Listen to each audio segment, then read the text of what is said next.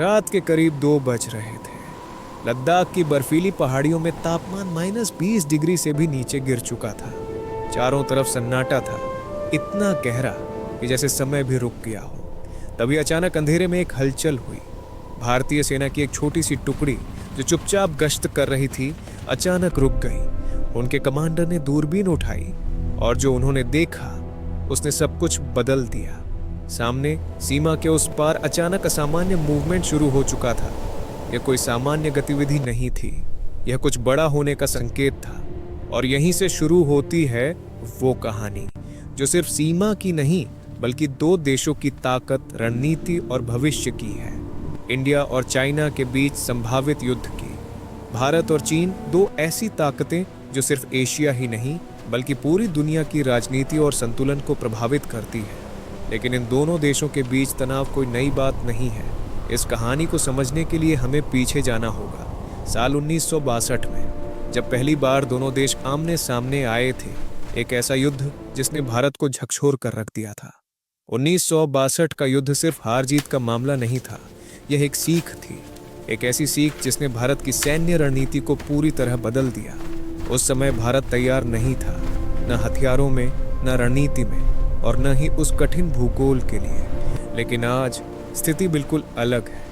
आज जब हम भारत और चीन की बात करते हैं तो हमें सिर्फ उनकी सेनाओं को नहीं देखना चाहिए, बल्कि उनकी पूरी ताकत, उनकी अर्थव्यवस्था, तकनीक, भूगोल और रणनीति, सब कुछ देखना होगा। सबसे पहले बात करते हैं उस सीमा की जिसे हम लाइन ऑफ एक्चुअल कंट्रोल यानी LAC कहते हैं। करीब 3400 किलोमीटर लंबी यह सीमा दुनिया की सबसे कठिन सीमाओं में से एक है। यहाँ ऊंचाई इतनी ज्यादा है कि सांस लेना भी मुश्किल हो जाता है। ऑक्सीजन की कमी, तेज हवाएं और हर वक्त जान का खतरा। यहाँ लड़ाई सिर्फ दुश्मन से नहीं होती, यहाँ लड़ाई प्रकृति से भी होती है। अब सोचिए, अगर ऐसे इलाके में युद्ध छिड़ जाए तो सबसे बड़ा एडवांटेज किसके पास होगा? यहीं पर आता है पहला बड़ा फैक्टर, भूगोल, ज्योग्राफी। भारत की सेना सालों से सियाचिन और लद्दाख जैसे इलाकों में तैनात रही है। यहाँ के सैनिक सिर्फ लड़ाई ही नहीं लड़ते बल्कि हर दिन प्रकृति से जूझते हैं। दूसरी तरफ चीन ने भी अपनी तैयारी मजबूत की है। उसने अपनी तरफ बेहतर इंफ्रास्ट्रक्चर, सड़कें और सप्लाई लाइन तैयार की हैं। लेकिन एक सच्चाई हमेशा रहती है, जो सेना उस इलाके में ज़्यादा समय बिताती है उसे वहाँ का अनुभव ज़्यादा होता है। और युद्ध में अनुभव कई बार हथियारों से भी ज़्यादा काम आता है। अब बात करते हैं सेना की ताकत की। चीन के पास दुनिया की सबसे बड़ी सेना है, करीब 20 लाख से ज़्यादा सैनिक। वहीं भारत के पास लगभग 14 लाख सक्रिय सैनिक हैं। संख्या के हिसाब से देखें तो चीन आगे है, लेकिन क्या सिर्फ संख्या ही जीत तय करती है? नहीं, युद्ध में सबसे ज्यादा मायने रखता है ट्रेनिंग, मोरल और ग्राउंड एक्सपीरियंस। भारतीय सेना को हाई ऑल्टीट्यूड वॉरफेयर का जो अनुभव है वह दुनिया की बहुत कम सेनाओं के पास है।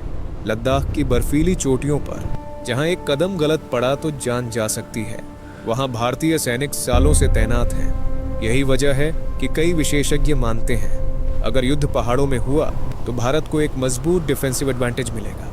अब नजर डालते हैं आसमान की ताकत पर। आधुनिक युद्ध सिर्फ जमीन पर नहीं लड़ा जाता बल्कि आसमान में भी उसकी दिशा तय होती है। भारत के पास आधुनिक फाइटर जेट्स हैं, जैसे राफेल फाइटर जेट, जो एडवांस्ड रडार और मिसाइल सिस्टम से लैस हैं।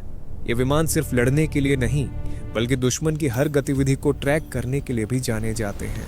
दूसरी तरफ चीन के पास ज्यादा संख्या में एयरक्राफ्ट हैं और उसने अपनी वायुसेना को तेजी से मॉडर्नाइज किया है।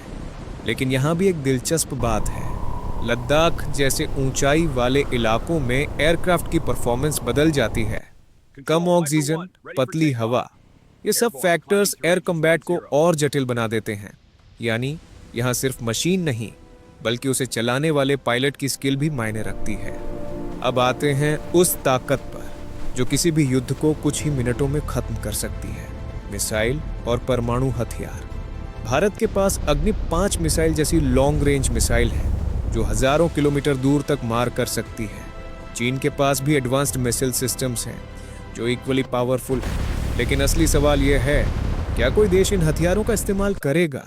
क्योंकि अगर ऐसा हुआ तो यह सिर्फ युद्ध नहीं रहेगा, ये एक तबाही होगी जिसमें जीतने वाला भी हार जाएगा। अब बात करते हैं समुद्र की। अक्सर लोग भारत चीन युद्ध को सिर्फ जमीन और पहाड़ों तक सीमित मानते हैं, लेकिन असली खेल समुद्र में भी हो सकता है। चीन की नेवी दुनिया की सबसे बड़ी नौसेनाओं में से एक है। उसके पास ज्यादा जहाज, ज्यादा सबमरीन और एडवांस टेक्नोलॉजी है। लेकिन भारत के पास एक ऐसा एडवांटेज है जो बहुत महत्वपूर्ण है। लोकेशन। भारत हिंद महासागर के बीच में स्थित है, जहां से दुनिया के कई बड़े व्यापारिक रास्ते गुजरते हैं। अगर युद्ध लंबा चलता है तो समुद्र में कंट्रोल बेहद जरूरी हो जाता है, क्योंकि जो समुद्र को कंट्रोल करता है वो सप्लाई चेन और ट्रेड को भी कंट्रोल करता है। अब सवाल यह उठता है, अगर वास्तव में युद्ध हुआ तो उसका परिणाम क्या होगा? इसका जवाब इतना सीधा नहीं है। अगर युद्ध छोटा रहा, कुछ हफ्तों या महीनों तक, तो दोनों देशों को भारी नुकसान होगा। अगर युद्ध लंबा चला तो सिर्फ सेना ही नहीं, बल्कि दोनों देशों की अर्थव्यवस्था भी प्रभावित होगी। और अगर बात परमाणु हथियारों तक पहुंची तो यह सिर्फ दो देशों का नहीं, पूरी दुनिया का संकट बन जाएगा। तो क्या कोई एक विजेता होगा? शायद नहीं। आधुनिक युद्धों में जीत का मतलब बदल चुका है। आज जीतने का मतलब सिर्फ दुश्मन को हराना नहीं, बल्कि खुद को बचाना भी है। और जब दो परमाणु शक्तियां आमने सामने होती हैं तो जीत और हार के बीच की रेखा धुंधली हो जाती है। लद्दाख की उसी ठंडी रात में जहां यह कहानी शुरू हुई थी, भारतीय सैनिक अब भी अपनी पोस्ट पर खड़े हैं, सतर्क, तैयार और हर स्थिति का सामना करने के लिए। क्योंकि असली ताकत सिर्फ हथियारों में नहीं होती, बल्कि उस हिम्मत में होती है जो हर मुश्किल के बावजूद डटी रहती है। और यही हिम्मत किसी भी देश की सबसे बड़ी ताकत होती है।